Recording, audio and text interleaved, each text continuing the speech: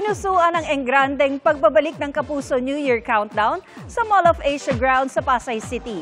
All-out performances ang hatid ng Kapuso Stars, nag-game na game umindak sa mga pumatok na awitin nitong 2023 at naghatid pa ng pagmalakasang biritan. Inabangan din ang makulay na fireworks display na nagpaningning sa pagsisimula ng taong 2024. Wala man sa selebrasyon, nakiisa naman sina Asia's multimedia star Alden Richards at Kapuso Power couples Dong Yan at Denjen sa paghahatid ng mensahe ng kasiyahan at pagmamahalan sa mga kapuso.